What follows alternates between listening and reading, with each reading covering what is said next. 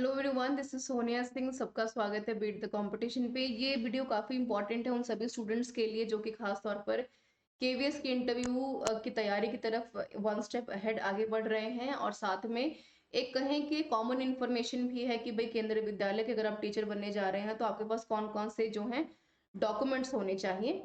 अब इसकी ज़रूरत क्यों है? इसकी ज़रूरत इसलिए है कि इन डॉक्यूमेंट्स को पहले ही आप कंपाइल करके रख लीजिए। जो डॉक्यूमेंट्स अवेलेबल नहीं है उनको एक बार दोबारा से आप चेक करके एक बार देख लीजिए कि आपके पास क्या कुछ अवेलेबल और क्या कुछ नहीं है। और समय रहते जो चीज़ें आपके पास नहीं है उसको आप ले लीजिए, बनवा लीजिए या फिर उसको अप्लाई कर दीजिए। और इस वीडियो में मैं कुल मिलाकर टॉप 10 डॉक्यूमेंट्स के बारे में डिस्कस करूंगी।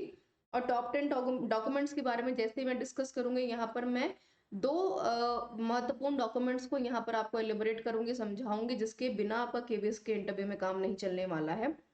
तो स्टार्ट करते हैं। फर्स्ट डॉक्यूमेंट जो आपके पास होना चाहिए वो class 10th 12th graduation masters अगर आपने की है, अपने एलिजिबिलिटी क्राइटेरिया को देखते हुए पीआरटी टीजीटी पीजीटी, तो उसका आपके पास ओरिजिनल कॉपी के साथ साथ 4 से 5 एक्स्ट्रा कॉपीज यानी फोटो कॉपीज आपके पास होनी चाहिए।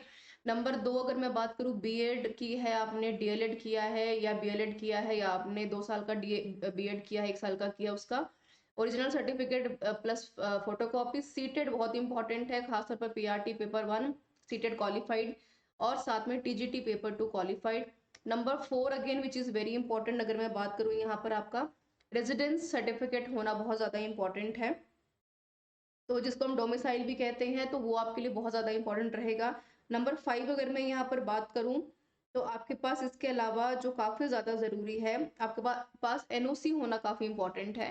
एनओसी यानी नॉन ऑब्जेक्शनल सर्टिफिकेशन की अगर मैं बात करूँ उन विद्यार्थियों के लिए जो कि पहले से ऑलरेडी किसी प्राइवेट या किसी अदर यूनिवर्सिटीज़ में काम कर रहे थे, और वहाँ से अगर आप जॉब छोड़ते हैं और केवी को ज्वाइन करते हैं तो आपको किसी भी प्रकार का प्रायर जो आपके इंस्टीट्यूशन है उसको कोई समस्या नहीं होनी चाहिए। और साथ में जो काफ़ी इंपॉर्टेंट है, अगर आपको कोई डिसेबिलिटी है, फिजिकली हैंडीकैप्ड है या कुछ भी है, तो इसका सर्टिफिकेशन आपके पास होना काफ़ी ज़्यादा इंपॉर्टेंट है। ये तो महत्वपूर्ण जो आपके पास रहे सर्टिफिकेशन।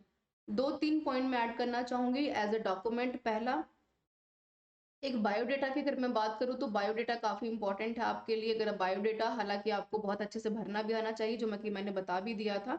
तो बायोडेटा में कोई भी ऐसी इंफॉर्मेशन मत फिल कीजिए या ऐड कीजिए जिसका कि आपके पास वैलिडेशन या सर्टिफिकेशन नहीं है, जो कि कहीं ना कहीं एक नेगेटिव इम्पैक्ट डालकर जाएगा कि आपने कोई इन्फॉर्मेशन ऐसी डाल दी जिसका सर्टिफिकेशन ही आपके पास नहीं है। राइट। तो जो काफ़ी ज़्यादा इंपॉर्टेंट है। और जो सबसे ज़्यादा ज़रूरी है, जो कि बहुत सारे बच्चे मुझसे क्वेश्चन पूछ रहे थे, तो दो इंपॉर्टेंट डॉक्यूमेंट्स के बारे में भी मैं यहाँ पर डिस्कस करना चाहूँगी। Point number 9 and 10 also. Point number 9 उन सभी स्टूडेंट्स के लिए जो कि मुझे ये कह रहे थे कि मैम 10th और 10th में हमारे नाम के पीछे सरनेम दूसरा था, फॉर्म फिल करते हुए गलती से हमने दूसरा डाल दिया, या फादर या मदर का कोई जो है सरनेम गलत सही डाल दिया है, तो क्या किया जाए। और पॉइंट नंबर 10 में डिस्कस करूंगी ओबीसीज के और एसटीएससीज के सर्टिफिकेशन को लेकर। देखिए, अगर आपने कोई सरनेम गलत सही डाला है, फॉर्म के अंदर कोई मिस्टेक की है, तो उसका एक एफिडेविट आप बनवा लीजिए अपने आसपास के रीजनल जो तहसील है अपने होम टाउन में, तहसीलदार के साइन करवा सकते हैं एक सेल्फ डिक्लेरेशन फॉर्म के ऊपर बकायदा लिख करके कि आपने जो किया उसमें पूरी सहमति थी आपकी, आपने गलती से किया, ये चीजें बदल चुकी हैं, तो वो एक एफिडेविट बनवा करके रख लीजिए। अगर मैं यहाँ पर ओबीसीज और एसटीएसएस का सर्टिफिकेशन की बात करूँ तो दो तरह के सर्टिफिकेशन अक्सर यहाँ पर होते हैं।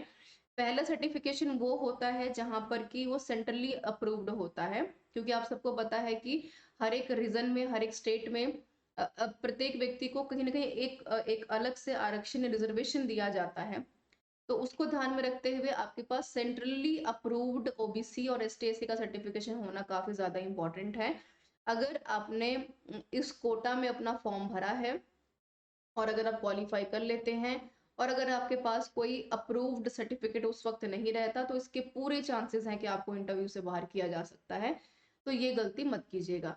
तो this is all about the video everyone. खास तौर पर सरनेम, ओबीसी का सर्टिफिकेट और बायोडेटा, ये तीन इंपॉर्टेंट टॉपिक थे, सॉरी तीन इंपॉर्टेंट पॉइंट थे जो मुझे डिस्कस करने थे।